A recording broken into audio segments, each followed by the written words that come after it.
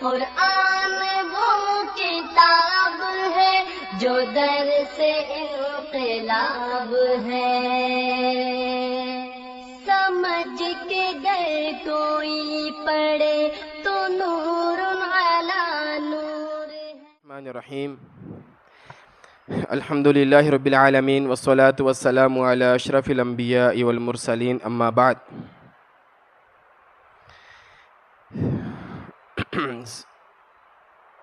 سیرت کے نبوی دور کے 5ویں اور آخری دور کو ہم دیکھ رہے تھے، جس میں اللہ کے رسول صلی اللہ علیہ وآلہ وسلم نے بین الاقوامی سطح پر دعوت کا کام اس کا آغاز کیا، جس میں سر فہرست ہم نے روم کے بادشاہ ہرقل کے نام جو آپ نے خط لکھا اس کو ہم نے گزشتہ نشست میں دیکھا تھا۔ اس وقت کی دوسری سپر پاور جسے پرشین امپائر ساسانی سلطنت کہا جاتا تھا، جو کہ ایران بھی کہلاتے ہیں، اور ان کے بادشاہ کو کسریٰ کہتے ہیں۔ تو کسریٰ ایران کے نام جو آپ نے خط لکھا اس کو انشاءاللہ آج ہم دیکھیں گے، اور دیگر خطوط کو بھی۔ حضور کے زمانے میں کسریٰ کا جو بادشاہ، کسریٰ جو تھا ایران کا بادشاہ، وہ خسرو پرویز تھا، اور کافی عرصوں سے یہ بادشاہ چلا آ رہا تھا۔ تو نبی مکرم صلی اللہ علیہ وآلہ وسلم نے اس کو جو خط لکھا اس کا متن یہ تھا: بسم اللہ الرحمن الرحیم، من محمد رسول اللہ الی کسریٰ عظیم فارس۔ محمد اللہ کے رسول کی طرف سے صلی اللہ علیہ وسلم کسریٰ جو کہ فارس کا عظیم ہے، فارس کا بڑا ہے، بادشاہ ہے۔ سلام علی من اتبع الہدی، سلام ہو اس پر جو ہدایت کا پیروکار ہے۔ وآمن باللہ ورسولہ، اور ایمان لاتا ہے اللہ اور اس کے رسول پر۔ وشہد اللہ الہ الا اللہ وحدہ لا شریک لہ، اور گواہی دیتا ہے کہ اللہ کے علاوہ کوئی الہ نہیں، وہ اکیلا ہے، اس کا کوئی شریک نہیں۔ وَأَنَّ مُحَمَّدًا عَبْدُهُ وَرَسُولُهُ، اور یہ کہ محمد جو ہیں وہ اس کے بندے اور اس کے رسول ہیں۔ وَأَدْعُوكَ بِدُعَاءِ اللَّهِ، میں تمہیں بلاتا ہوں اللہ کی طرف۔ فَإِنِّي أَنَا رَسُولُ اللَّهِ إِلَى النَّاسِ كَافَّةً، مجھے اللہ تعالیٰ نے رسول بنا کر بھیجا ہے تمام انسانوں کی طرف۔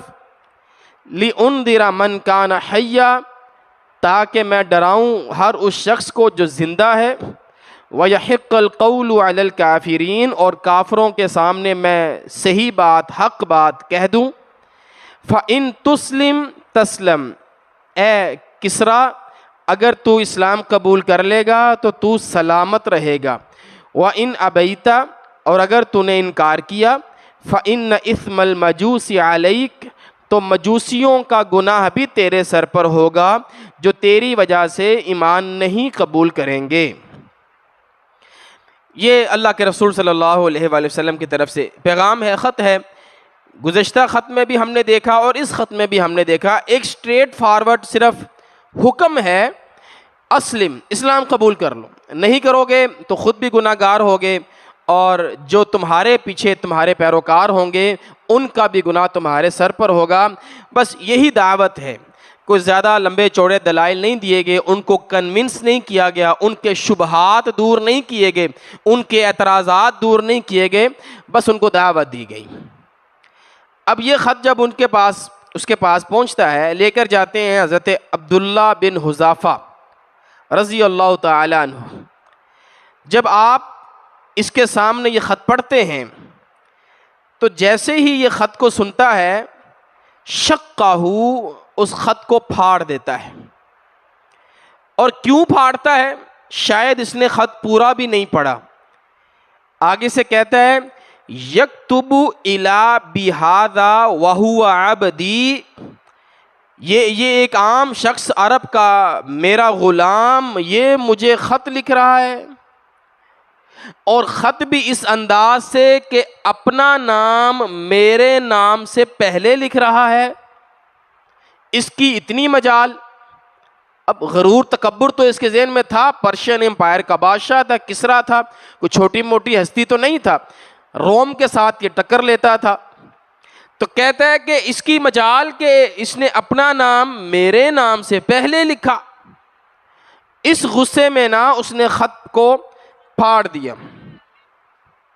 جب اس نے خط پھاڑا، آپ صلی اللہ علیہ وآلہ وسلم کو خبر پہنچی کہ اس نے خط پھاڑ دیا ہے، تو اللہ کے رسول صلی اللہ علیہ وآلہ وسلم نے اس کے لیے بد دعا کی، ان یمزقوا کل ممزق۔ حضور نے فرمایا جس طرح اس نے خط کو چاک کیا ہے، پھاڑا ہے، اللہ تعالیٰ اس کی مملکت کو بھی چاک کر دے، پھاڑ دے، اس کی حکومت کو اللہ تعالیٰ پھاڑ دے۔ حضور نے نا یہ بد دعا بھی دے دی۔ اس نے کیا کیا، اس وقت حضور کے زمانے میں جب حضور مدینہ میں تھے، یمن کا جو علاقہ ہے وہ ایران کے ماتحت ہے، یعنی کسرا کے ماتحت ہے۔ وہاں ایک شخص ہے بازان۔ اچھا، جب حضور کی پیدائش ہوئی تھی یا اس سے پہلے یمن کا جو علاقہ تھا وہ حبشہ کہ عیسائیوں کے ماتحت تھا، جس کا ایک بادشاہ تھا ابرہا۔ ابرہا جب حملہ کرنے کے لیے آیا تھا وہ عیسائی تھا حضور کی پیدائش سے پہلے۔ اس وقت یمن کے اوپر کنٹرول تھا حبشہ کا۔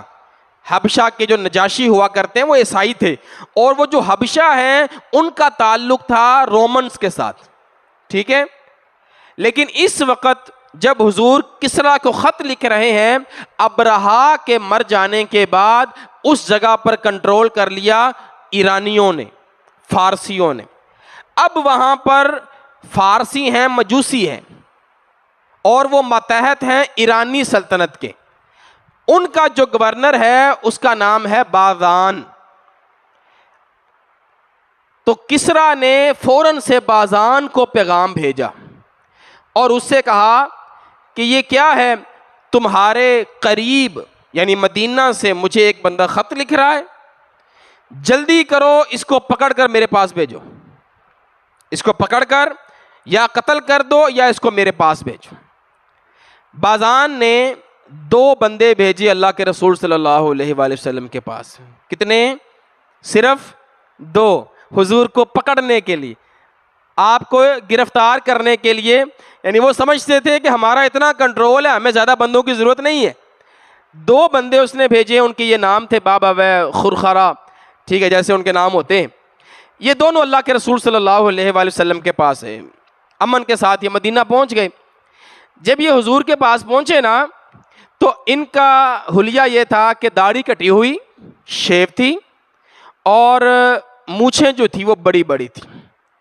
حضور نے ان کے چہرے کو دیکھا، آپ نے ناپسندیدگی کا اظہار کیا، چہرہ موڑ لیا۔ یہ دوسری طرف سے آئے، آپ نے ادھر سے چہرہ موڑ لیا۔ یہ تیسری طرف سے آئے، آپ نے ادھر سے چہرہ موڑ لیا۔ بالآخر آپ نے کہا وَيْلَكُمَا مَنْ أَمَرَكُمَا بِهَذَا، اور تم برباد ہو جاؤ، یہ بتاؤ تم نے یہ اپنے چہرے کی حالت کیوں بنا رکھی ہے، تمہیں کس نے حکم دیا یہ کام کرنے کا؟ وہ آگے سے کہتے قَالَا أَمَرَنَا رَبُّنَا، ہمیں یہ حکم دیا ہے ہمارے رب نے۔ رب سے مراد کسرا، رب سے مراد ہے کسرا، اس نے ہمیں حکم دیا۔ تو یہ اپنے کسرا کو رب کہا کرتے تھے، رب بمعنی حاکم کے، حاکم کے طرف، خالق نہیں، رب بمعنی خالق نہیں، مالک بھی نہیں، کیونکہ وہ تو خود پیدا ہوا۔ ایران کے اور بھی بڑے سارے بادشاہ آئے، ہاں قانون، حکم، امر جو ہے وہ کسرا کا چلتا ہے۔ تو جو زندہ لوگوں کی عبادت ہوتی ہے، جو زندہ لوگ اپنے آپ کو رب کہلواتے ہیں، جیسے فرعون نے کہا انا ربکم الاعلی، زندہ ہوتے ہوئے کہلایا، تو جو زندہ لوگوں کی عبادت ہوتی ہے اس کا مطلب ہوتا ہے ان کا حکم ماننا شریعت کے مخالف، وہی رب ہوتا ہے۔ کیونکہ رب کے 4 معنی ہیں، خالق، مالک، رازق اور مدبر، حکم چلانے والا، قانون جس کا ہوتا ہے، جو پوری کائنات کو چلاتا ہے۔ تو اگر اللہ کے علاوہ کسی اور کا حکم مانا جائے گا اس کو رب کہتے ہیں۔ اتخذوا احبارهم ورهبانهم اربابا من دون اللہ، عیسائیوں نے اپنے علماء کو رب بنا رکھا تھا۔ حضور نے فرمایا وہ حلال کو حرام کر دیتے تھے اور حرام کو حلال کر دیتے تھے، تم مانتے تھے؟ انہوں نے کہا ہاں ہم مانتے تھے۔ حضور نے کہا اسی کو تو رب بنانا کہتے ہیں، تم نے اپنے علماء کو رب بنا رکھا تھا۔ تو انہوں نے کہا ہمارا رب کسرا ہے۔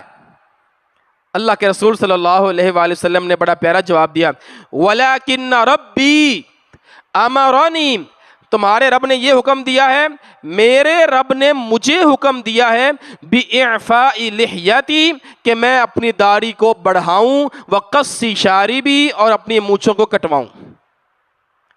اب یہاں پر بڑی اہم بات ہے، علماء کرام نے اس حدیث سے استدلال کیا، یہ بالکل ٹھیک حدیث ہے۔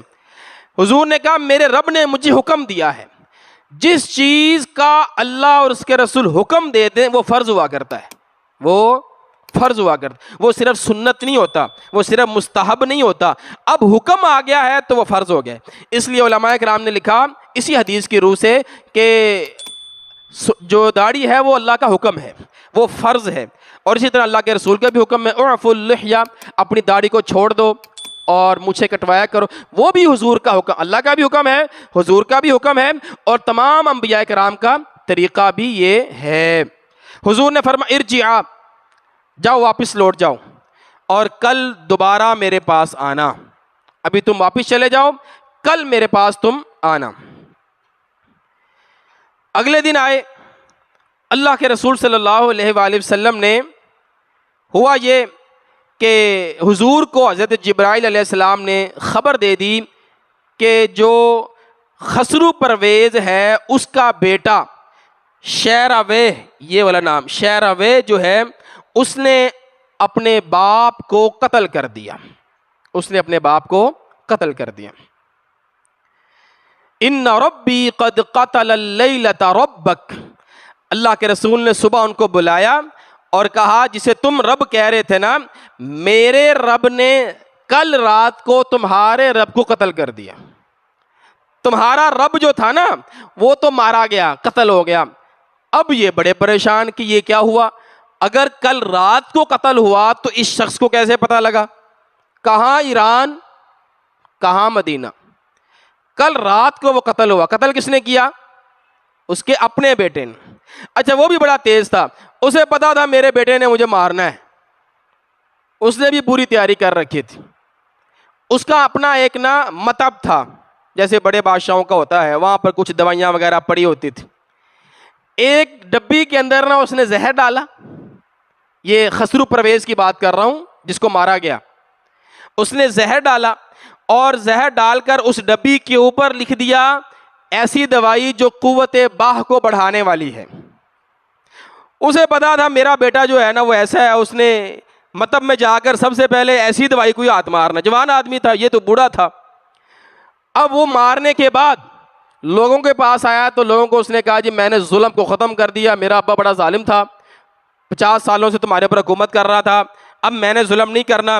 بہرحال لوگوں نے اسے قبول کیا، وہ بیٹھ گیا۔ کچھ دنوں کے بعد وہ مطب میں گیا اور اس نے جا کر وہی ڈبی اٹھائی اور وہ زہر پی لیا اور وہ بھی مارا گیا۔ انہوں نے دیکھا اب کیا کریں، یہ بھی مر گیا، تو انہوں نے اس کی پھر ایک بہن تھی، یعنی خسرو پرویز کی بیٹی، ان کے ہاں کوئی مرد نہیں بچا، اس ایک عورت کو انہوں نے پکڑ کر حکمران بنا دیا۔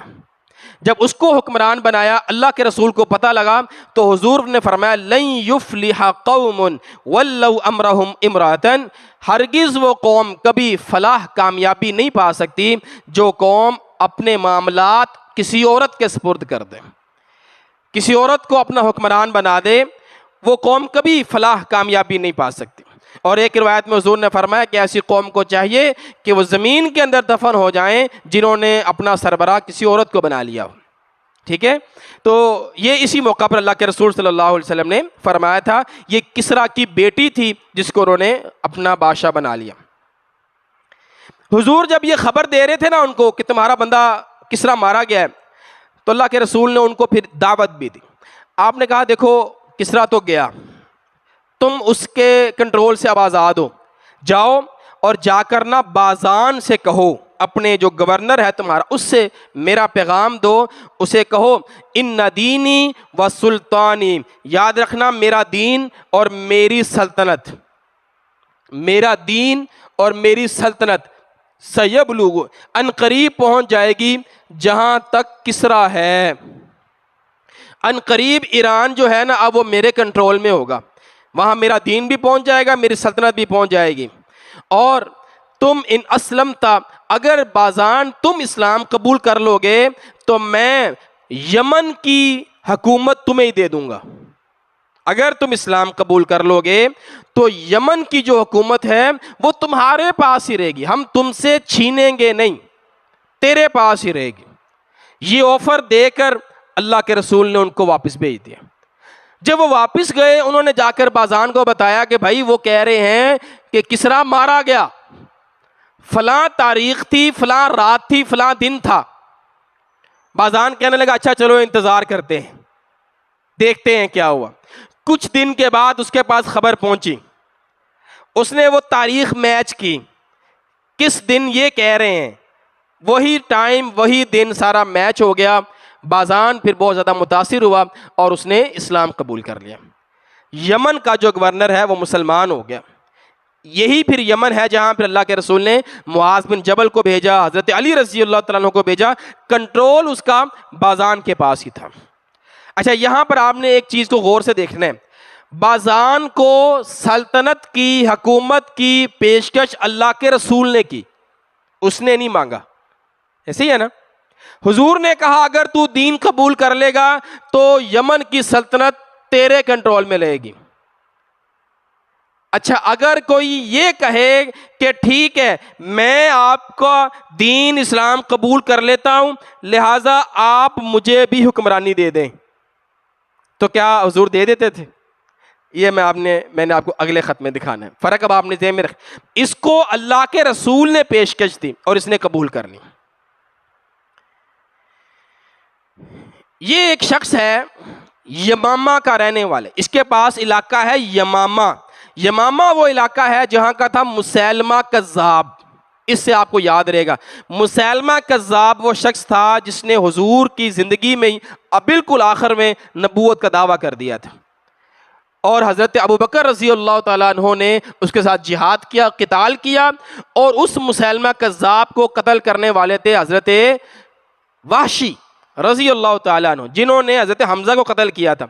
کفارے کے طور پر انہوں نے مسیلمہ کذاب کو قتل کیا، اور وہ بڑے خوش ہوئے کہ آج میں نے حمزہ کا جو کفارہ ہے وہ ادا کر دیا۔ یہ مسیلمہ کذاب سے پہلے کا بادشاہ ہے، اس کے بعد مسیلمہ کذاب آ گیا، اسے اللہ کے رسول نے خط لکھا، اس کا نام ہے حوزہ بن علی الحنفی، یہ حنفی ان کا قبیلہ ہے، حنفیہ، بنو حنفیہ، اور یمامہ ان کا علاقہ ہے۔ بسم اللہ الرحمن الرحیم، من محمد رسول اللہ الی حوزہ بن علی سلام علی من اتبع الہدی واعلم، جان لو ان دینی سیظہر الی منتہی الخف والحافر، یاد رکھ میرا دین اونٹوں اور گھوڑوں کی رسائی کی آخری حد تک غالب آ کر رہے گا، جہاں تک گھوڑے جا سکتے ہیں، جہاں تک اونٹ جا سکتے ہیں، وہاں تک میرا دین غالب آ جائے گا۔ اسلم تسلم، اسلام قبول کر لے تو سلامت رہے گا، کوئی دوسری بات نہیں۔ اسلم تسلم وَأَجْعَلُ لَكَ مَا تَحْتَ يَدَيْكَ، اور جو کچھ تمہارے ماتحت ہے میں اس کو تیرے لیے برقرار رکھوں گا، وہ تیری حکومت ہی ہوگی وہاں پر۔ اچھا اب جب حوزہ بن علی کے پاس یہ خط پہنچا تو اس نے آگے سے جواب لکھا، یہ لکھتا ہے ما احسن ما تدعو الیہ واجملہ، تم نے بہت اچھی بات کی، جس طرف تو نے مجھے دعوت دی وہ بڑی پیاری بات ہے۔ وَأَنَا شَاعِرُ قَوْمِي وَخَطِيبُهُمْ، اور میں اپنی قوم کا شاعر بھی ہوں، خطیب بھی ہوں، پڑھا لکھا آدمی ہوں، میرا ایک مقام ہے۔ وَالْعَرَبُ تَهَابُ مَكَانِي، اور عرب کے لوگ ان کے ہاں میری ہیبت ہے، ہیبت بیٹھی ہوئی ہے ان کے دلوں میں۔ فَاجْعَلْ إِلَيَّ بَعْضَ الْأَمْرِ أَتْبَعُكَ، ایسے کرو کچھ جگہ کا کنٹرول مجھے دے دو، میں آپ کی پیروی کرنے کے لیے تیار ہوں۔ اس نے خود مانگ لیا، اس نے خود مانگ لیا، ابھی یہ اسلام قبول نہیں کیا، اس نے پہلے ہی کہنے لگا اگر آپ مجھے کچھ جگہ کا بادشاہ مالک بناتے ہیں تو میں آپ کی پیروی کرنے کے لیے تیار ہوں۔ جب اس نے یہ پیغام بھیجا نا تو اللہ کے رسول صلی اللہ علیہ وآلہ وسلم نے آگے سے کہا لو سألنی سبابتم من الارض ما فعلت، اگر یہ مجھ سے زمین کا چھوٹا سا ٹکڑا بھی مانگے گا میں نہیں دوں گا اس کو۔ بعد وبعد ما فی یدیہ، آپ نے فرمایا یہ خود بھی تباہ ہو جائے گا اور اس کے کنٹرول میں جتنا علاقہ ہے وہ بھی تباہ ہو جائے گا۔ آپ نے دیا نہیں۔ یہ نہ حضور کا طریقہ کار تھا، آپ کی حدیث ہے، آپ نے فرمایا جو عہدہ مانگے اس کو نہیں دینا، جو مانگے اس کو نہیں دینا۔ حضور خود عہدے تقسیم کیا کرتے تھے، مانگنے والے کو اللہ کے رسول نہیں دیا کرتے تھے۔ آپ نے اس کو ریجیکٹ کر دیا۔ کچھ دنوں کے بعد، مہینوں کے بعد، سال کے بعد حضور کو خبر ملی کہ یہ بندہ مر گیا، حوزہ جو ہے یہ ہلاک ہو گیا، مر گیا۔ فتح مکہ کے بعد آپ کو خبر ملی۔ آپ نے فرمایا اب اس کے بعد ایک ایسا شخص آئے گا جو کہ کذاب ہوگا، یتنبأ، اور وہ نبوت کا دعویٰ کرے گا، یقتل بعدی، اس کو میرے بعد قتل کیا جائے گا، میرے بعد قتل کیا جائے گا۔ صحابہ کہنے لگے یا رسول اللہ من یقتل، اسے کون قتل کرے گا؟ تو اللہ کے رسول نے فرمایا انت و اصحابک، تم اور تمہارے ساتھی جو ہیں وہ اسے قتل کریں گے۔ اللہ کے رسول نے پہلے ہی جو ہے وہ اس کے بارے میں خبر دے دی تھی کہ یہ مسلمہ کذاب جو جھوٹا ہے یہ اسی علاقے میں سے ظہور ہوگا اس کا۔ اس کے بعد ایک بڑا اہم خط ہے اور وہ ہے مقوقس کا۔ یہ پنکھا چلوا دے ذرا۔ مقوقس جو ہے یہ مصر کا بادشاہ ہے اور مصر کا کنٹرول اس وقت ہے روم کے پاس، رومنز کے پاس، ٹھیک ہے، اس کو آپ نے ذہن میں رکھنا ہے۔ دو ہی بڑی سلطنتیں ہیں، یا رومنز ہیں یا پرشین ہیں، تو کوئی پرشین کے ماتحت ہوگا، کوئی رومنز کے ماتحت ہوگا، کوئی ہو سکتا ہے آزاد بھی ہو۔ اب یہ جو ہے مقوقس یہ مصر کا بادشاہ ہے، اس کے پاس بھیجا اللہ کے رسول نے حاتم بن ابی بلتہ رضی اللہ تعالیٰ عنہ۔ یہ اس کا خط محفوظ ہے، آج بھی اس کا خط یہاں پر دنیا میں موجود ہے، اور یہ ہے استنبول ترکی جو ہے اس کا جو دارالخلافہ ہے، وہاں پر ایک بہت بڑا محل ہے توپ کاپی کے نام سے، پیلس ہے توپ کاپی پیلس، اسی کا ایک میوزیم ہے توپ کاپی میوزیم کے نام سے، وہاں یہ خط اسی طرح محفوظ ہے۔ آج بھی یہ خط وہاں پر یہ اس طرح محفوظ ہے۔ یہ اس کا متن لکھا ہوا ہے، جو اس میں لکھا ہوا تھا، لکھا ہوا ہے وہ یہاں پر لکھا ہوا ہے، ساتھ میں انہوں نے عربی میں بھی لکھا ہوا ہے۔ یہ وہ میوزیم ہے۔ اچھا پہلے میں ایک بات آپ کو بتا دوں، یہ اوریجنل لیٹر جو ہے نا یہ تو بعد میں ملا، یہ تو اب ملا ہے۔ امام ابن القیم رحمہ اللہ کی کتاب ہے سیرت کی زاد المعاد، انہوں نے اس کتاب میں اس پورے خط کو لکھا ہے کہ اللہ کے رسول نے مقوقس کو کیا خط لکھا تھا۔ اب اس خط کو زاد المعاد والے کو اور اوریجنل خط کو جب ملایا گیا، دیکھا گیا کہ ابن القیم رحمہ اللہ نے جو خط لکھا ہے کیا سیم وہی ہے، تو اس کے اندر صرف یہ دو فرق نظر آئے۔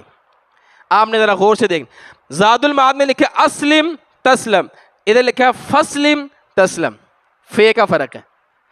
اچھا ادھر لکھا ہے اسلم یؤتک اللہ، اسلم یؤتک اللہ، ادھر اسلم نہیں ہے یؤتک اللہ ہے۔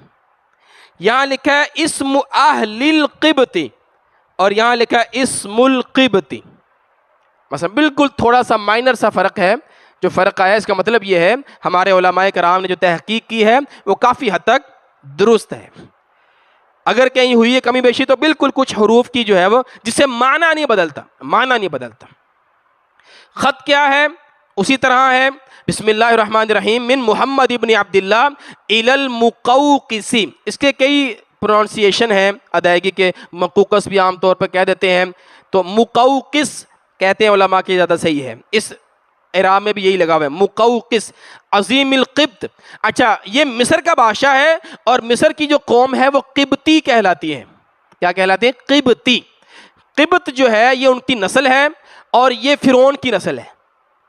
جو فرعون تھے موسیٰ علیہ السلام کے زمانے میں وہ قبطی لوگ تھے، یہ انہی کی نسل ہے اور یہ ان کا بادشاہ ہے، ٹھیک ہے، اس لیے یہاں پر کہا عظیم القبط۔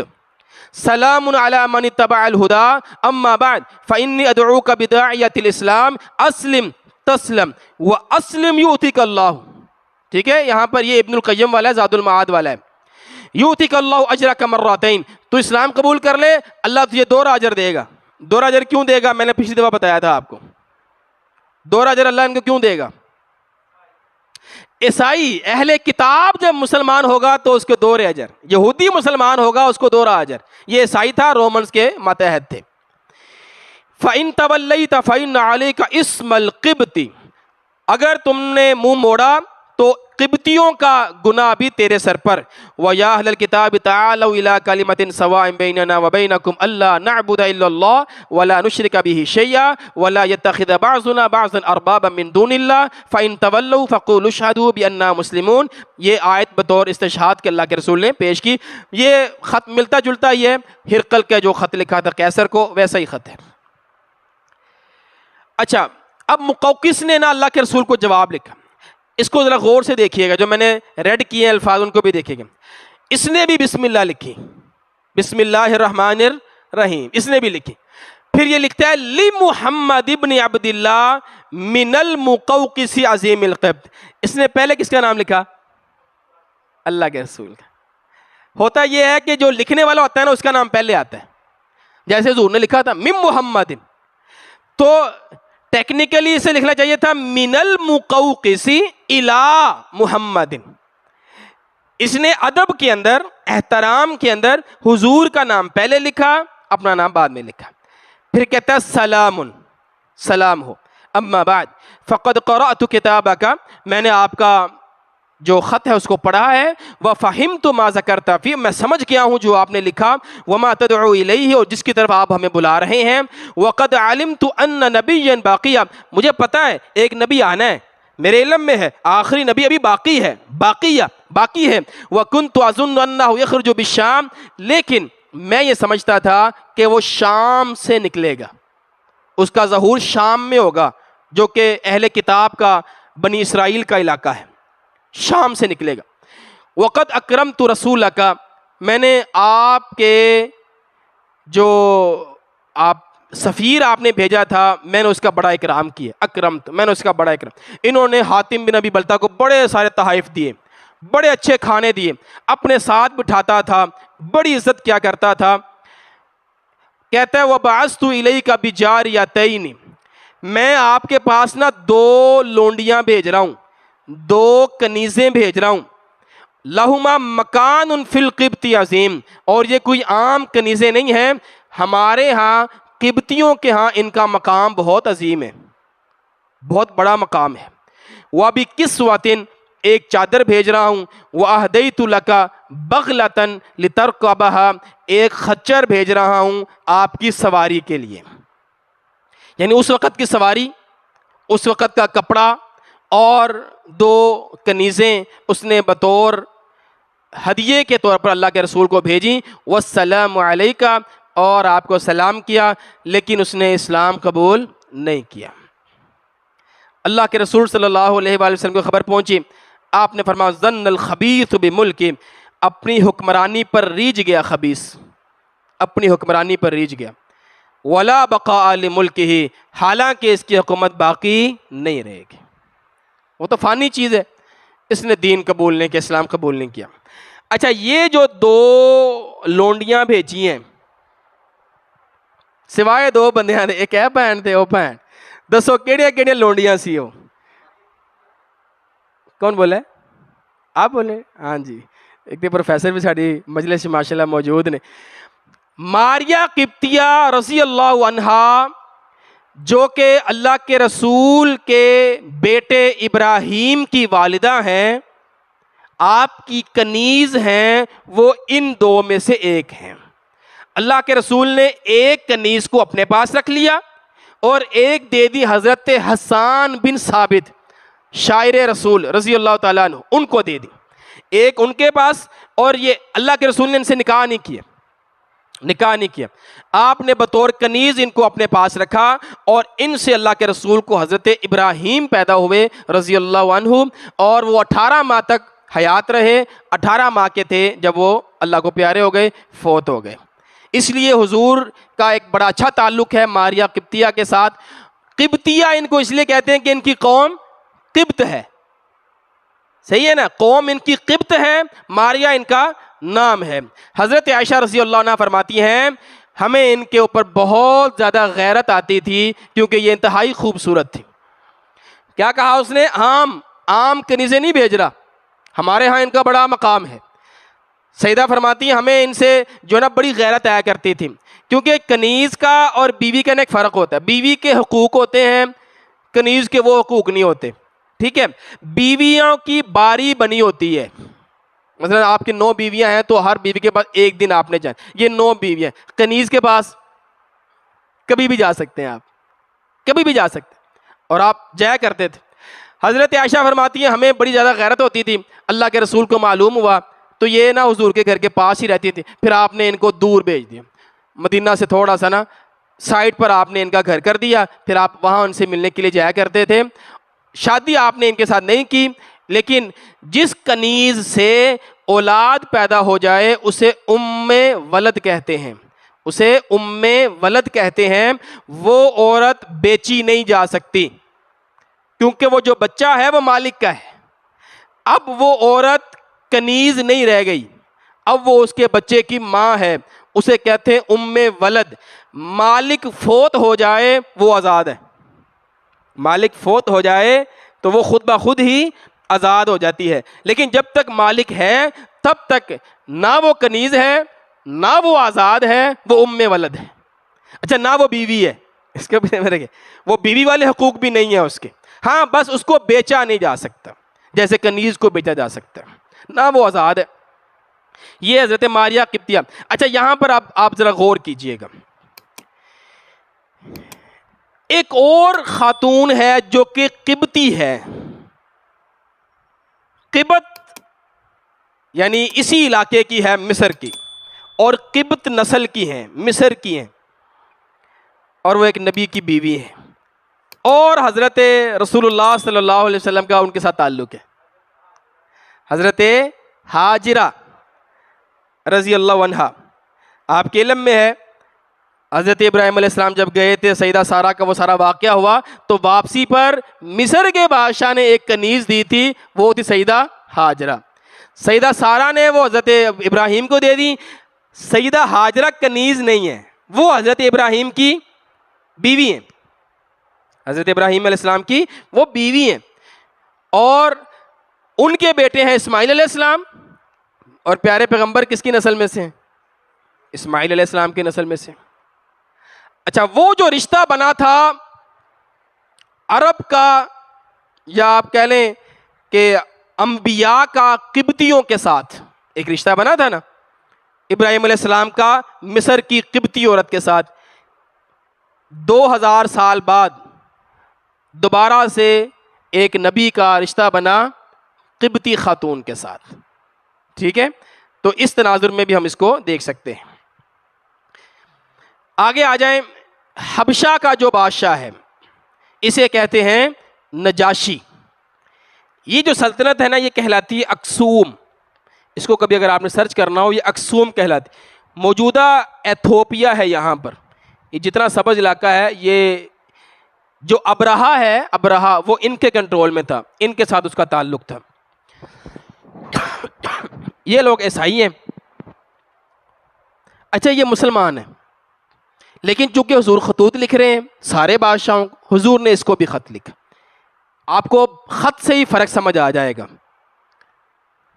یہ ٹریڈ روٹس ہیں، بڑی امیر تہذیب ہے کیونکہ یہ ٹریڈ روٹ ان کے کنٹرول میں ہے، یہیں سے بہت زیادہ ٹریڈ ہوتی ہے، تجارت ہوتی ہے، تو یہ اکسوم کی تہذیب ہے۔ اب اس کا ذرا خط پڑھنا ذرا آپ دیکھیے گا۔ بسم اللہ الرحمن الرحیم، من محمد رسول اللہ الی النجاشی الاصحم مالک الحبشہ سلام علیکہ۔ فرق سمجھ آ گیا؟ ہر جگہ پتا سلام علی من اتبع الہدا، ادھر کا تیرے اوپر سلامتی، اس کا مطلب ہے مسلمان ہیں وہ، اس لیے آپ نے سلام علیکہ کہا۔ اور پھر کہا فإنی احمد الیک اللہ، میں اللہ کی تعریف کرتا ہوں، الملک القدوس المؤمن المہیمن، واشہد، اور میں گواہی دیتا ہوں، ان عیسی ابن مریم روح اللہ، عیسیٰ اللہ کی روح ہے، وکلمتہ القاہا الی مریم البتول الطیبہ الحسینہ، اللہ نے، یہ اللہ کے کلمات ہیں، کلمہ ہیں، اللہ نے اس کلمے کو القاء کیا مریم کی طرف جو کہ بتول ہے، الطیبہ پاکیزہ ہے، الحسینہ کنواری ہے۔ حسین جو ہے کنواری کو کہتے ہیں، یا اس کو کہتے ہیں جو اپنی شہوات پر کنٹرول کرنے والا ہوتا ہے۔ یہی لقب ملا ہے حضرت یحییٰ علیہ السلام کو، جب اللہ نے ان کو دیا تو ان کا وصف تھا حسین، یعنی وہ کنوارے تھے۔ حضرت یحییٰ علیہ السلام نے شادی نہیں کی تھی، وہ کنوارے شہید کر دیے گئے تھے۔ فحملت بعیسیٰ، حضرت مریم علیہ السلام حاملہ ہو گئیں عیسیٰ علیہ السلام سے۔ فخلقہ من روحہ ونفخہ کما خلق آدم بیدہ ونفخہ، عیسیٰ کو اللہ نے ویسے ہی پیدا کیا جیسے اللہ نے آدم کو پیدا کیا۔ کیسے پیدا کیا؟ جیسے آدم کو، آدم بغیر ماں باپ کے پیدا ہوئے، اور عیسیٰ علیہ السلام کو اللہ نے بغیر باپ کے پیدا کیا۔ اس لیے اللہ نے قرآن میں کہا ان مثل عیسیٰ عند اللہ کمثل آدم، اللہ کے ہاں عیسیٰ کی مثال ویسے ہے جیسے آدم کی مثال ہے۔ ٹھیک ہے، آدم بغیر ماں باپ کے پیدا ہوئے اور عیسیٰ بغیر باپ کے پیدا ہوئے۔ وَإِنِّي أَدْعُوكَ إِلَى اللَّهِ وَحْدَهُ لَا شَرِيكَ لَهُ، میں آپ کو اللہ کی طرف بلاتا ہوں، والموالات علی طاعتی، اللہ کی اطاعت کی طرف بلاتا ہوں، وَأَن تَتَّبِعَنِي، اور یہ کہ آپ میری پیروی کریں، وَتُؤْمِنَ بِي، میرے اوپر ایمان لائیں، وَبِالَّذِي جَاءَنِي، اور اس چیز پر جو میں لے کر آیا، شریعت پر، فَإِنِّي رسول اللہ، میں اللہ کا رسول ہوں، وَقَدْ بَعَثْتُ إِلَيْكُمْ ابْنَ عَمِّي جعفر، میں آپ کے پاس بھیج رہا ہوں اپنا جو ہے وہ ایک چچا کا بیٹا جعفر، چچا کا بیٹا جعفر میں آپ کے پاس بھیج رہا ہوں۔ وَمَعَهُ نَفَرٌ مِّنَ الْمُسْلِمِينَ، اور ان کے پاس، ان کے ساتھ کچھ اور بھی مسلمان ہیں۔ فَإِذَا جَاءُوكَ فَقْرِهِمْ وَدَعِ التَّجَبُّرَ فَإِنِّي أَدْعُوكَ وَجُنُودَكَ إِلَى اللَّهِ وَقَدْ بَلَّغْتُ وَنَصَحْتُ، میں نے اپنا پیغام پہنچا دیا، نصیحت میں نے کر دی۔ فَاقْبَلُوا نَصِيحَتِي، میری نصیحت کو قبول کر لو۔ وَالسَّلَامُ عَلَىٰ مَنِ اتَّبَعَ الْهُدَىٰ۔ نجاشی نے اللہ کے رسول کو پھر ایک جواب لکھا، بسم اللہ الرحمن الرحیم الی محمد رسول اللہ من النجاشی، پہلے نام لایا اللہ کے رسول کا، بعد میں لایا اپنا، پھر کہتا ہے سلام علیکہ یا نبی اللہ۔ اب بتائیں یا نبی اللہ کہنا جائز ہے؟ یا رسول اللہ کہنا جائز ہے؟ کہتا ہے سلام علیکہ یا نبی اللہ۔ اچھا، ان چیزوں سے دلیلیں بنا لیتے ہیں، دیکھیں جی اس نے بھی کہا تھا، اللہ کے رسول نے کچھ نہیں کہا، دیکھیں جی وہ بھی کہتے تھے، او بھائی وہ تو ظاہر سے سامنے تھے، اللہ کے رسول نے جب مخاطب کرنا ہے خط میں لکھا ہے، اللہ کے رسول کو لکھا ہے، حضور حیات ہیں اس لیے انہوں نے لکھا ہے، ٹھیک ہے آج بھی لکھیں آپ، کوئی مسئلہ نہیں ہے اس میں۔ تو چیز کو اس کی پورے تناظر میں دیکھا جائے گا، سیاق و سباق میں دیکھا جائے گا، کیا حضور کے دنیا سے چلے جانے کے بعد کہہ رہے ہیں، وہ تو سامنے کہہ رہے ہیں سلام علیکہ یا نبی اللہ من اللہ ورحمۃ اللہ وبرکاتہ، لا الہ الا هو الذی ہدانی الی الاسلام، اس اللہ کے علاوہ کوئی الہ نہیں جس نے مجھے ہدایت دی اسلام کی، جس نے مجھے ہدایت دی یعنی اس نے اسلام قبول کر لیا۔ فقد بلغنی کتابک یا رسول اللہ، اے اللہ کے رسول آپ کا پیغام مجھ تک پہنچ گیا ہے، فیما ذکرت من امر عیسیٰ، آپ نے اس میں عیسیٰ علیہ السلام کے بارے میں جو لکھا ہے نا، فورب السماء والارض، آسمان و زمین کے رب کی قسم، ان عیسیٰ ما یزید علی ما ذکرت، جو آپ نے کہا اس سے زیادہ عیسیٰ علیہ السلام نہیں ہے، اس سے زیادہ نہیں ہے۔ وقد عرفنا ما بعثت به الینا، وقد قرین ابن عمک و اصحاب، میں نے آپ کے چچا کے بیٹے جعفر اور ان کے ساتھیوں کا بڑا اکرام کیا ہے. فاشہد انک رسول اللہ، میں گواہی دیتا ہوں آپ اللہ کے رسول ہیں. صادقاً، سچے ہیں. مصدقاً، آپ کی تصدیق کی گئی ہے. وقد بایعتک، میں آپ کی بیعت کرتا ہوں. وبایعت ابن عمک، میں آپ کے چچا کے بیٹے کے ہاتھ پر بیعت کرتا ہوں. واسلمت علی یدیہ للہ رب العالمین، میں اس کے ہاتھوں پر اللہ پر اسلام قبول کرتا ہوں، رب العالمین پر. وقد بعثت الیک یا نبی اللہ، اے اللہ کے نبی میں نا آپ کے پاس بھیج رہا ہوں بأریح بن الاصحم، اپنا بیٹا اریحہ، اس کا نام ہے اصحم، بیٹے کا نام ہے اریحہ بن اصحم بن ابجر، میں آپ کے پاس بھیج رہا ہوں اپنا بیٹا.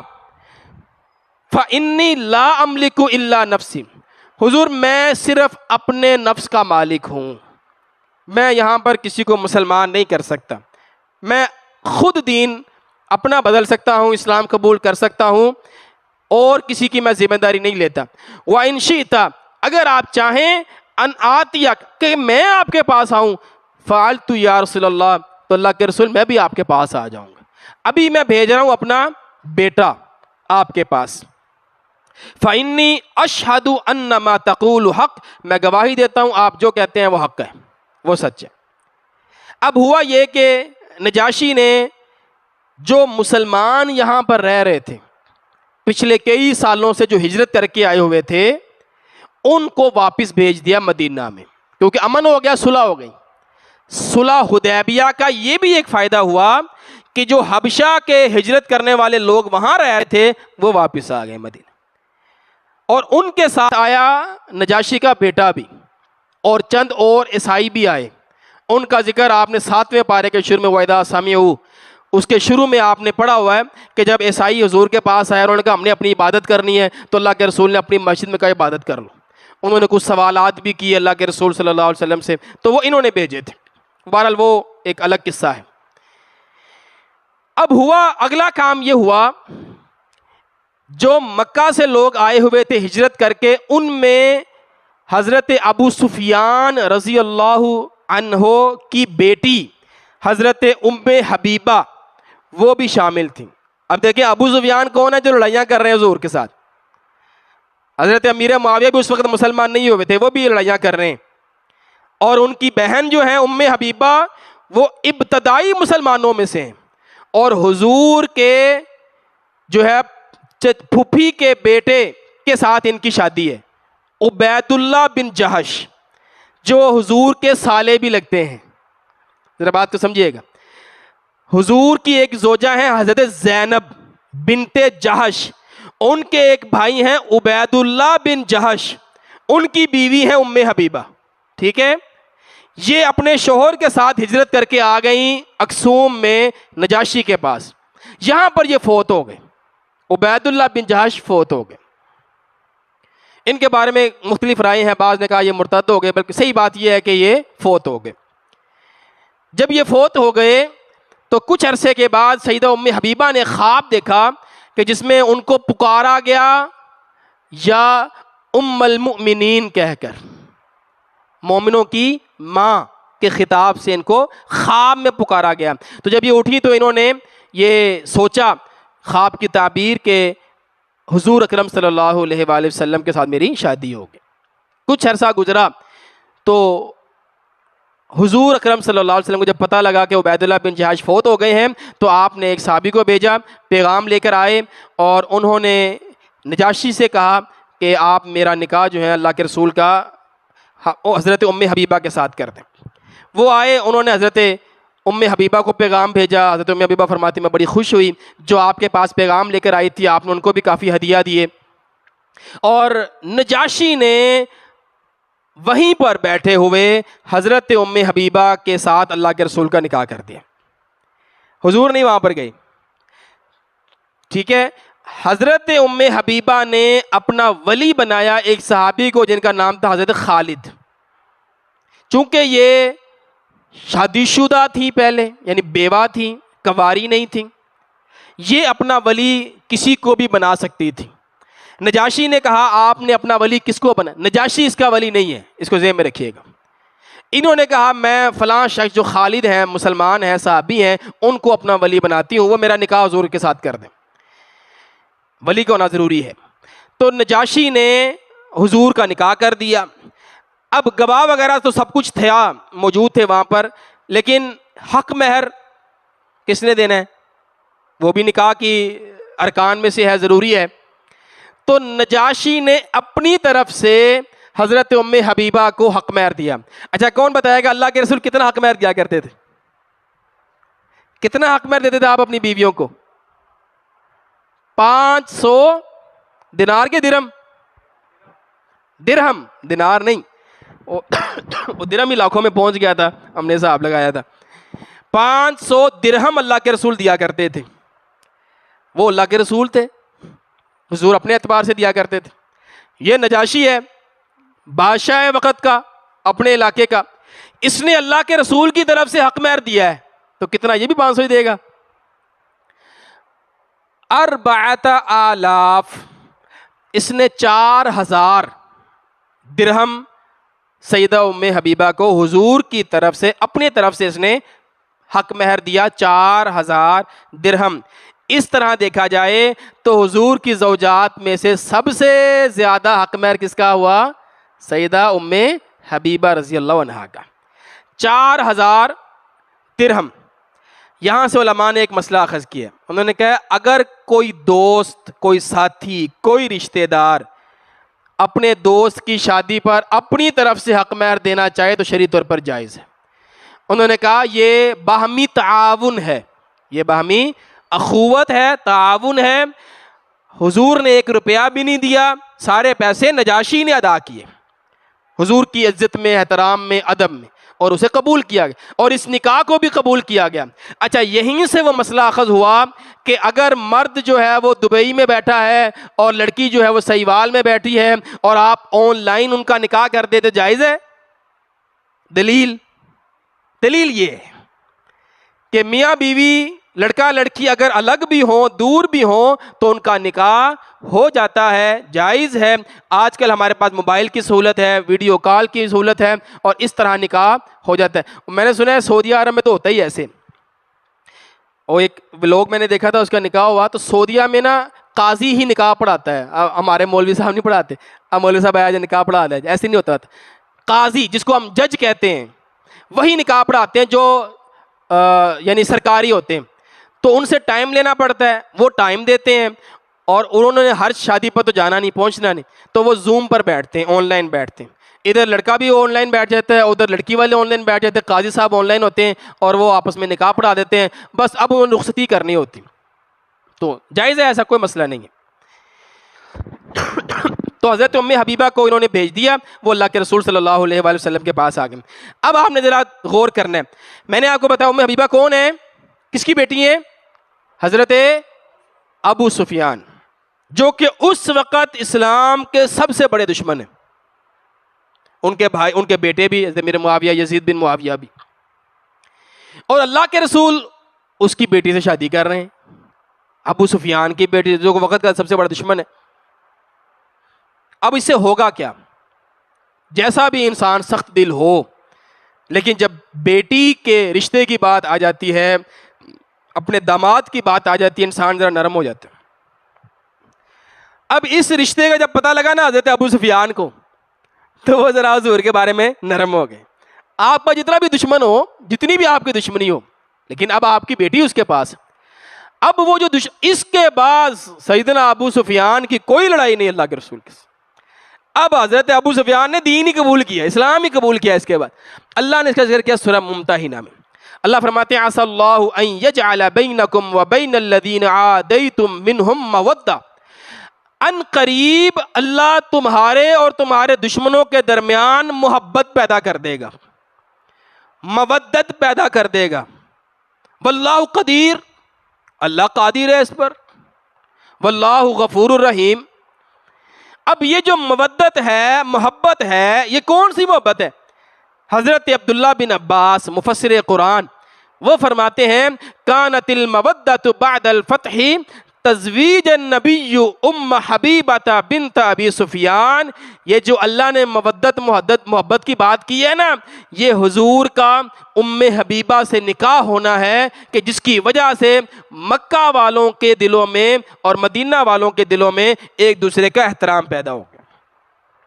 حضور کے دل میں بھی ابو سفیان کا احترام پیدا ہوا، آپ کی بیوی کے والد ہیں اور وہ آپ کے گھر میں بھی آئے، آپ کے علم میں ہے ابو سفیان ام حبیبہ کے پاس آئے تھے، وہ آگے ہم دیکھیں گے کیوں آئے تھے۔ تو پہلے تو انہوں نے بیٹھنے نہیں دیا، اللہ کے رسول سے پوچھا، اللہ کے رسول نے کہا نہیں، ان کے ساتھ اکرام کرو، تمہارے والد ہیں۔ تو یہ ایک حکمت ہوئی اس نکاح کی، حکمت کے طور پر علماء نے یہ لکھا۔ کتنے نکاح ہو گئے اللہ کے رسول کے؟ ٹوٹل کتنے ہو گئے؟ نہیں، ابھی تک کتنے ہو گئے؟ ابھی تک جو ہم نے پڑھ لیے کتنے ہو گئے؟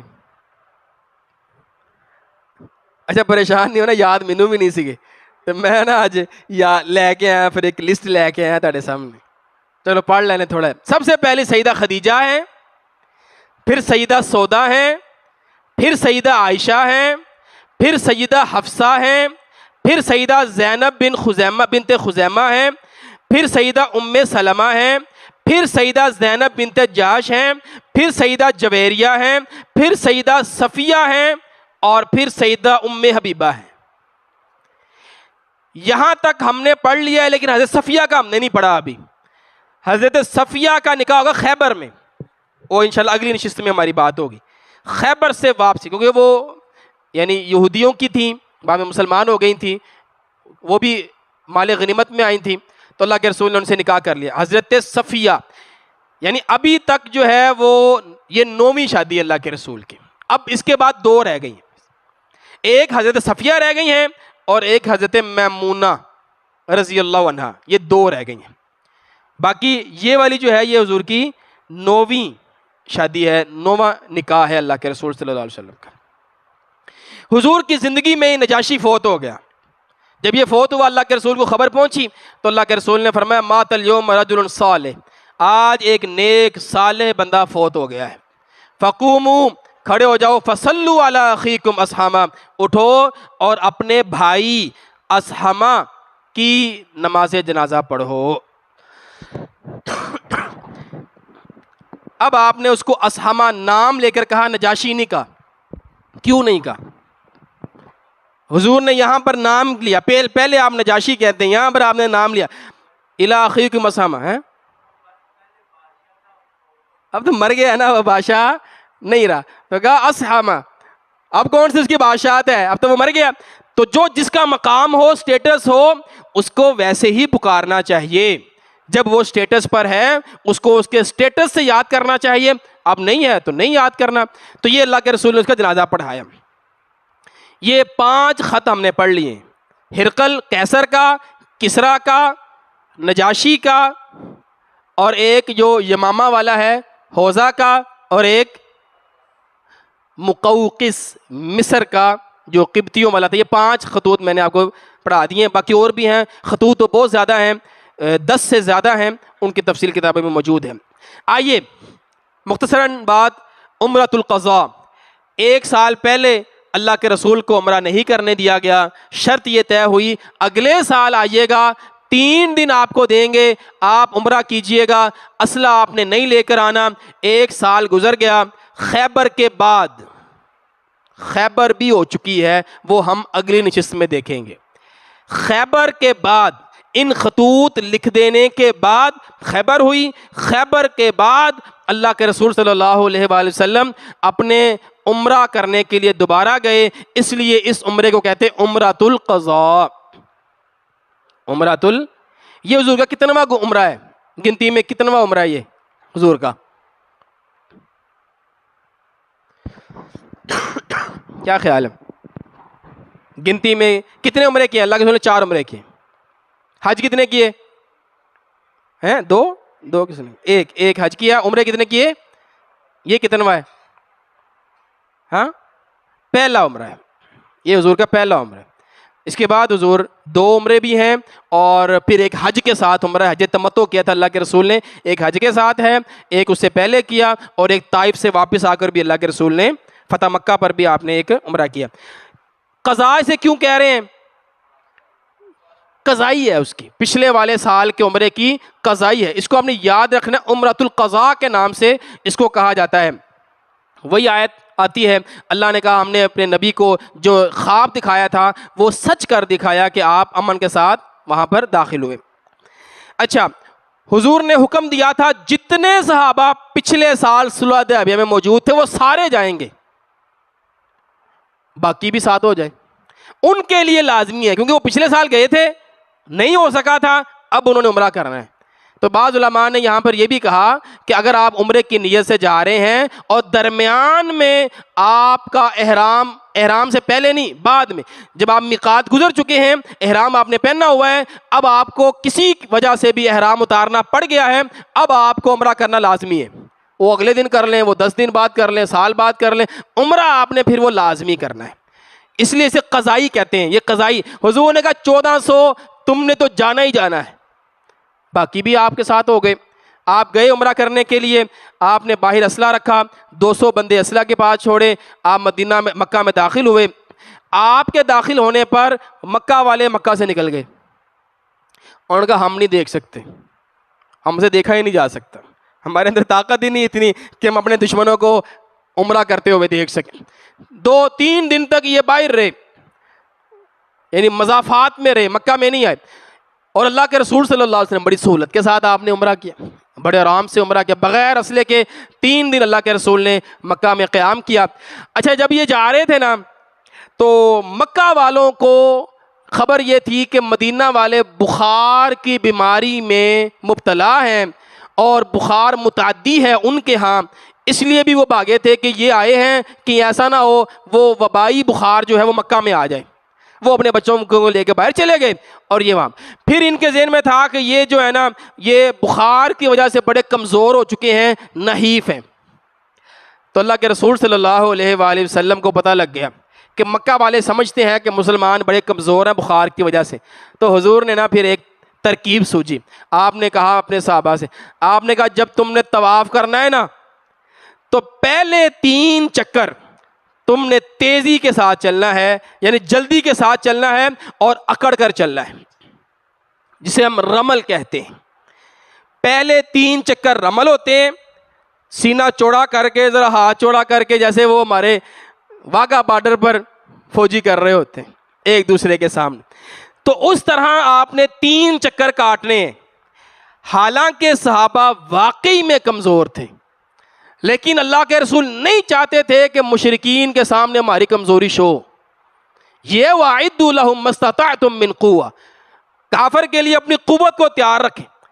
اب یہ کیا کرتے ہیں، یہ مسلمان، یہ جو مشرکین ہیں نا، یہ ایک سائڈ پر کھڑے ہیں یا اوپر چڑھے ہوئے ہیں، دیکھ رہے ہیں مسلمانوں کو، اور مسلمان جو ہے نا پھر چوڑے ہو کر رمل کر رہے ہیں۔ انہوں نے کہا یار یہ تو ہمیں کسی نے جھوٹی خبر دی ہے، تو بڑے تگڑے نے، تو بڑے طاقتور ہیں، ان کے اندر تو ابھی بھی طاقت ہے بخار کے باوجود۔